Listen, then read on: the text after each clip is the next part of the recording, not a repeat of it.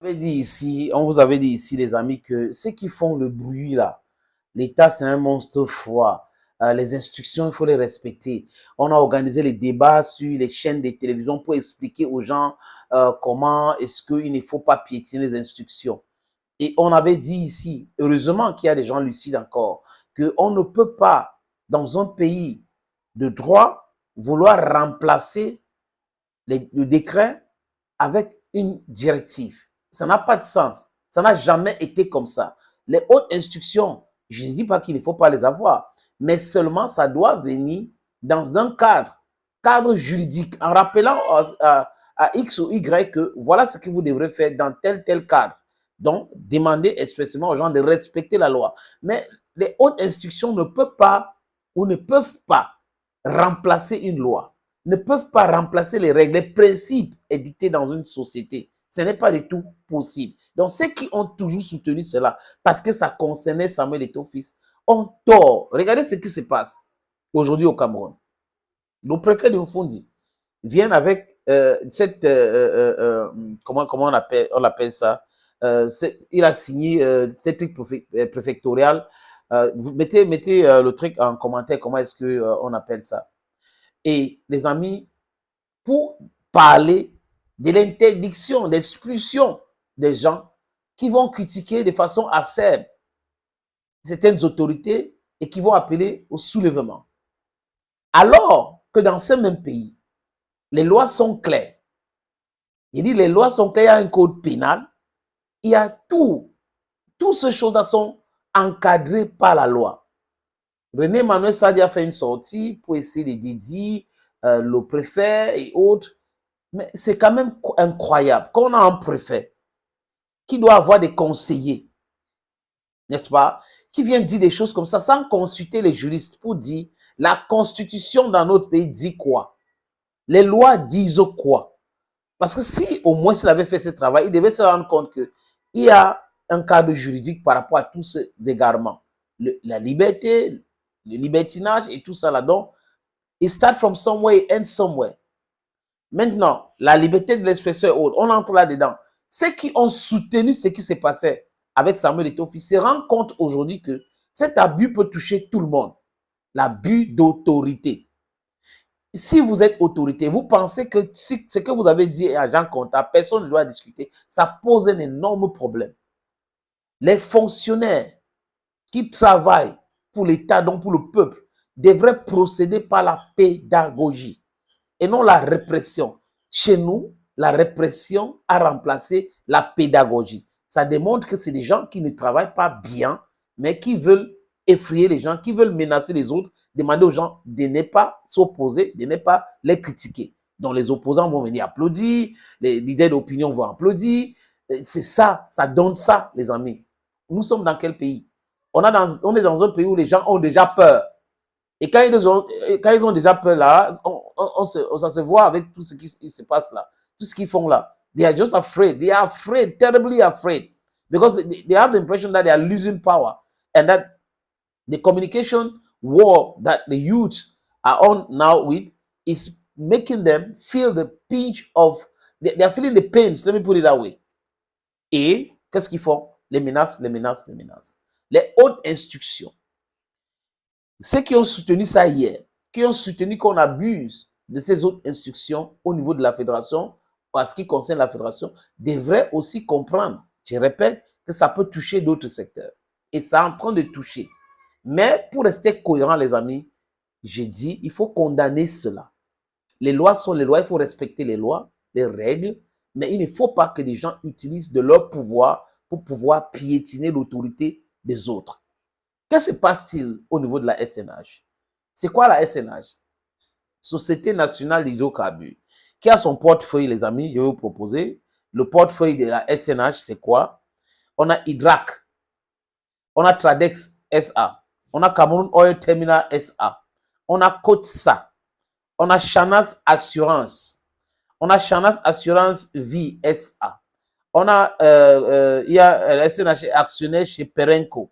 Rio del Rey, Perenco Cameroun, Adax Petroleum, Cameroun Company SA, Société Camerounaise des dépôts pétroliers SCDP, Chantier Naval, et Industriel du Cameroun, CNIC, Cameroun Hotels Corporation, CHC, Hilton, SNH, actionnaire, Société nationale de raffinage Sonara, Cameroun Oil Transportation Company, CODCO. Donc, on n'a pas besoin de continuer pour vous parler de l'importance de la SNH pour le Cameroun et de l'importance qu'attachent certaines autorités, Paul Barthélemy Biabi Vondor, à cette société. La raison pour laquelle Adolphe Moudiki, qui est là, hein, elle a depuis longtemps, très très longtemps, une trentaine d'années. Pour ceux qui ont suivi la carrière de Paul Barthélemy Biabi Vondor, ils savent que Adolphe Moudiki a toujours été à côté de lui. Et donc, c'est un proche de Paul Barthélemy Biabi Vondor. Maintenant, on a délégué les signatures et que le secrétaire général de la présidence de la République peut organiser le conseil d'administration. Le pouvoir a été délégué. Les conseils d'administration des sociétés étatiques, non, publiques et parapubliques. On a vu ça avec Cameroun Tribune, Sopecam. Ça a échoué lamentablement parce qu'apparemment, il y a eu l'intervention pour sauver la tête de Marie-Claire Nana parce que les gens se sont dit qu'elle n'avait pas à publier la conférence de presse que la fédération a organisée avec Mabrice et un représentant, M. Mbarga, du ministère des Sports en disant que le chef d'État a tranché. C'est l'air dada. Moi, à l'époque, j'avais dit que c'est l'injustice. Marie-Claire Nana ne pouvait pas publier cette information sans avoir les détails et sans avoir les instructions. Donc, qui donne les instructions? Grégoire Ouna nous avait expliqué dans une sortie sur sa page Facebook en disant que les hautes instructions sont données par Paul Biya et il peut envoyer ça au secrétaire général de la présidence. Il peut envoyer ça à Vondo Ayelodon, le DCC. Il peut envoyer ça au président de l'Assemblée nationale. Il peut envoyer ça au président du Sénat, au président du Conseil constitutionnel. Donc, et j'en passe, les amis. Donc, ces hautes instructions peuvent venir de tout part. Le secrétaire général peut envoyer, tel peut envoyer. Donc, du coup, Marie-Claire Nana aurait reçu cela parce que dans la sortie de Marie-Claire Nana pour se défendre, elle dit clairement qu'elle a reçu les hautes instructions du président de la République. Elle a fait que son travail. Aujourd'hui, elle a été sauvée parce qu'on a annoncé le conseil d'administration, il y avait les noms qui ont fuité et autres. Aujourd'hui, c'est Adolphe Moudiki. Rappelez-vous de ce que Akeremouna disait, Constant Perenco. Et on a fait des recherches dans ce dossier-là. On se rend compte que c'est vrai ce qu'il était en train de dire parce que Perenco avait des problèmes avec la justice américaine, la justice britannique.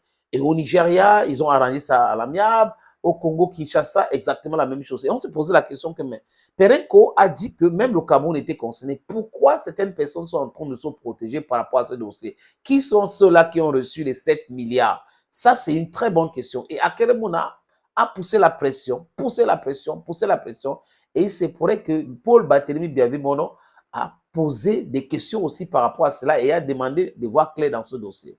Et on nous dit qu'il y a un conseil d'administration de la SNH. Et qui dit conseil d'administration, généralement dit qu'on va débarquer le patron de lieu.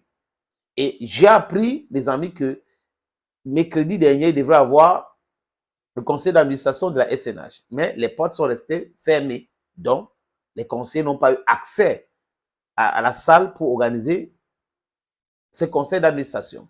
Et qu'aujourd'hui, la presse a relayé en disant que Adolphe Moudiki a fermé les portes et que il a dit niet à ces hautes instructions qui doutent des hautes instructions, les amis.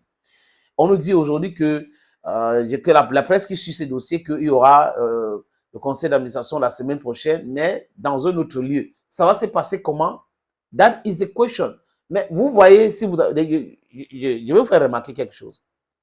Je vais vous faire remarquer que des gens qui ont été pour les hautes instructions quand ça concernait Samuel Eto'o-Fils sont un peu calmes maintenant. Ils ne parlent plus, ils ne disent rien. Pourquoi ils sont restés donc silencieux? Nous disons ici encore que l'injustice ne devrait pas être soutenue par des gens. Parce que si vous soutenez l'injustice, vous devenez incohérent et cette injustice peut s'abattre aussi sur vous. We should all be for justice. Justice, justice, justice. And justice should not be translated like Socrates and Polemarchus as the interest of the stronger. When you translate justice as the interest of the stronger, it means we are living in a jungle. Nous ne sommes pas dans la jungle. C'est dans la jungle que la justice est pour les plus forts. Pour qu'une société marche normalement, se développe, la justice doit impliquer tout. Donc, tous les pans de la société doivent être équilibrés. C'est ça qu'on appelle la justice. On respecte les textes, on respecte les lois, les gens n'abusent pas de leur pouvoir. That is what we call justice. Justice delayed is justice denied. Justice tempered upon is also justice denied. Thank you, friends, for always watching. Thank you again, and bye-bye for now.